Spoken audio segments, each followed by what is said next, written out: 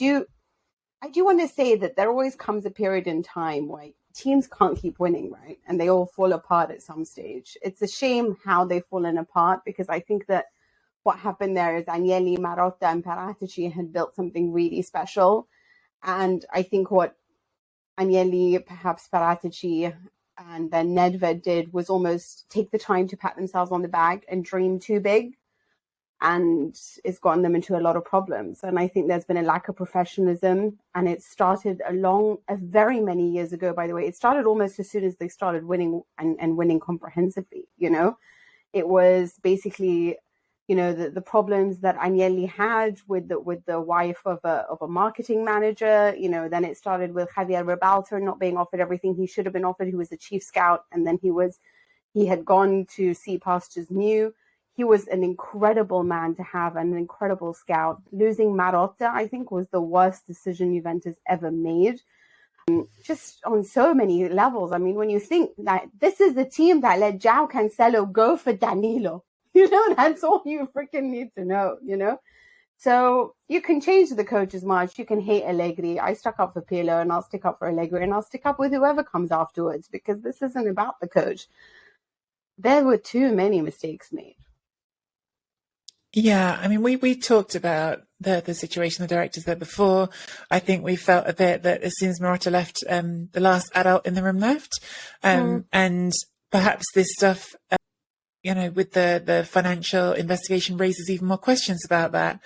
You know, some of the sort of things that are being looked at specifically is whether or not investors were misled about Juventus' financial position because of this sort of massaging of monies. And again, though, we have to reiterate, this is not yet a charge. This is an investigation. So until there is a charge, all we have is they're under investigation. Juventus have acknowledged that they're under investigation. But it certainly is a question in my mind that Beppe Marotta leaving, you think to yourself, well, how much of this was friction relating to this situation? Was this sort of a conversation that was already happening behind closed doors about this isn't great, what's happening here? And we don't know. That's speculation. I'm just raising it as another sort of thought bubble that's popped up after this whole investigation goes public. But what we do know is that the football on the pitch is bad right now. Sacha, I mean, the Chelsea, I think what's this Atalanta game, honestly, Juventus and Atalanta, I felt like that game could have been a draw, right? You know, Zapata scored a brilliant goal on Atalanta's only really good chance the whole game. Yeah. But Juventus weren't good. I think Juventus weren't good. And then you put that together with a few days earlier, they're getting not beaten by Chelsea, but humiliated by them. Yeah, it doesn't look great, does it? You're not used to this. You know, when you watch Juventus, this is not what you expect to see when you watch them play. And I think, you know, looking back a couple of years, I think Sarri is sitting back with a smile on his face, because I think personally the way he was treated, you know, at the time, the same with Chelsea, was pretty poor. And obviously the problems run deeper than him, and that's clear. But you just look at the Atalanta game, and it's just, I don't know what Juventus stand for at the moment. I don't know what they're trying to do. And the one thing as well, you look at the Ligt, the amount of money they spent on him, and you're just waiting for him to really, you know, start to perform consistently. And, you know, he's alongside Bonucci, his experience, but sort of typifies their sort of problems at the moment. And, I wouldn't want to be a Juventus fan at the moment, that's for sure.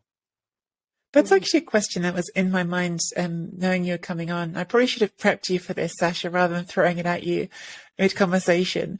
But obviously, you know, your work has been looking on the stats side of things, has been on the analytics side.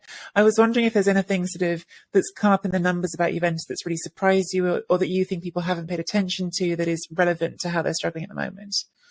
I think it's just a lot of just their general form. Like, you just look at the amount of games they've already lost this year compared to already lost 5 games. I think they had lost only 6 in total last season. Their home form, it's just un-Juventus-like. You caught me a bit off guard. Yeah, I'm sorry, I threw that one at you.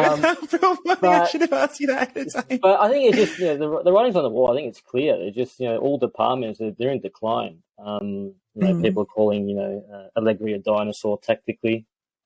Whether he's that, I'm not sure. But whoever comes in is going to face the same problems, I think. You look at a lot of those players, that I don't think a lot of them are good enough for the club. And then the other problem is with their financial issues. It's not just a matter of, you know, dipping into the transfer market and fixing it with the financial problems, it's going to take a lot of time. So I think there might be a fair bit of pain to get back to where they want to be.